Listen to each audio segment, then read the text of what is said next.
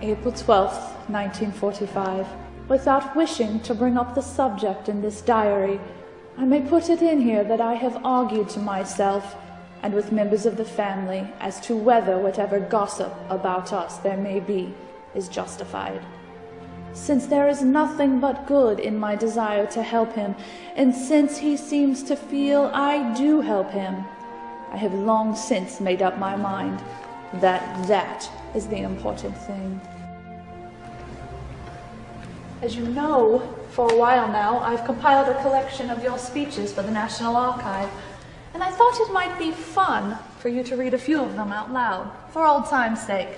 You know, and then maybe sign a few for posterity or something. Fun. That's your idea of fun? Yes, that's my idea of fun. Well, why not? We've got to do something constructive until that mail pouch gets here. Where would you like to start? October 20th, 1928. Your campaign speech for Al Smith in Buffalo. He lost to Hoover. Did he ever? In a pigeonhole, in the desk of the Republican leaders, is a large envelope, soiled, worn, and bearing a date that goes back years. Printed in large letters on this envelope are the words, "Promises to Labor."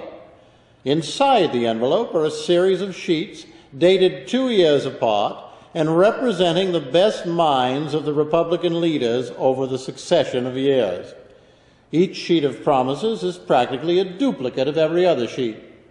Nowhere in that envelope is there a single page bearing the title, "Promises Kept." Next. July 2nd, 1932, Chicago. Your acceptance of the Democratic presidential nomination. They called you a traitor to your class. There are two ways of viewing the government's duty in matters affecting economic and social life.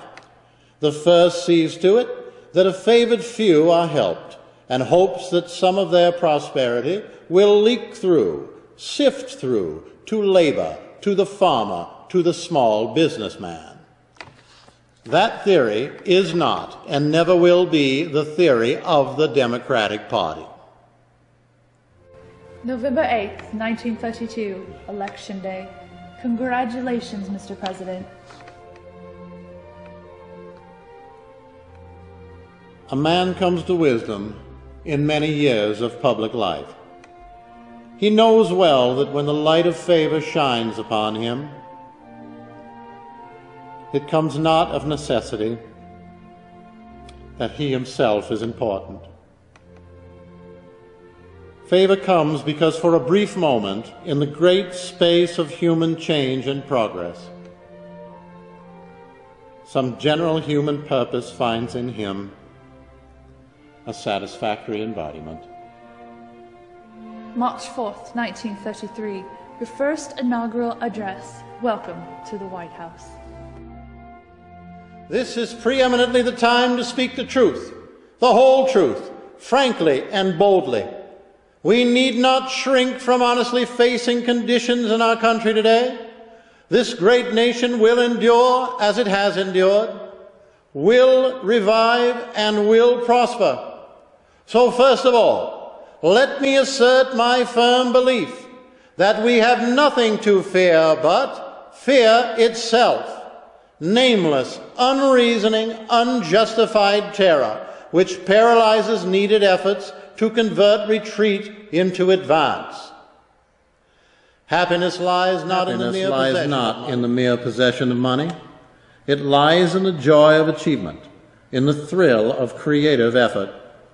The joy and moral stimulation of work no longer must be forgotten in the mad chase of evanescent profits. These dark days will be worth all they cost us if they teach us that our true destiny is not to be ministered unto, but to minister to ourselves and to our fellow men.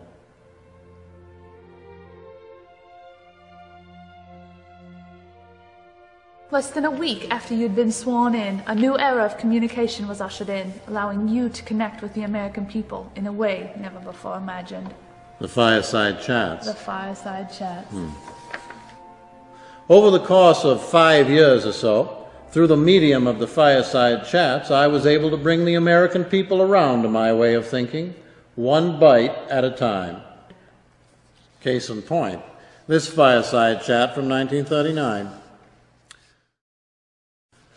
Let no man or woman thoughtlessly or falsely talk of America sending its armies to European fields. At this moment, there's being prepared a proclamation of American neutrality. Yes, America will remain a neutral nation. Even a neutral cannot be asked to close his mind or his conscience. Now, I have seen war, and I hate war. I've seen blood running from the wounded. I've seen men coughing out their gassed lungs. I've seen cities destroyed, children starving. I've seen the agony of wives and mothers. Now, I hope the United States will keep out of this war. I give you every assurance and reassurance that every effort of your government will be directed toward that end. As long as it remains within my power, there will be no blackout of peace in the United States.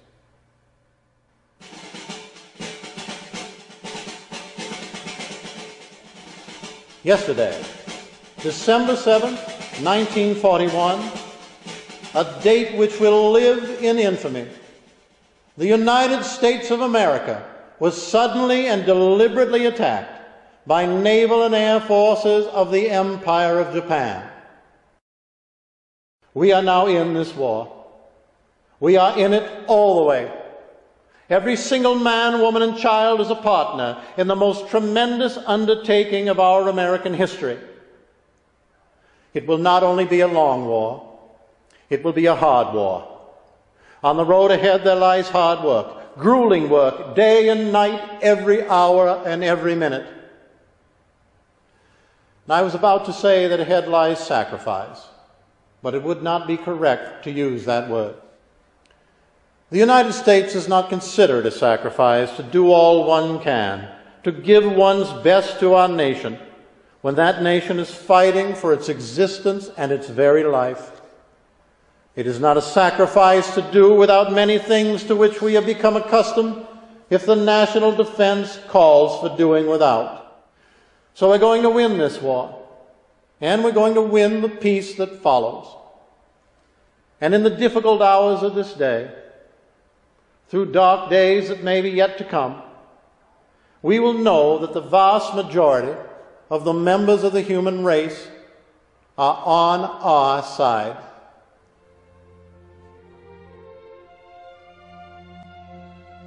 Margaret, I'm very tired.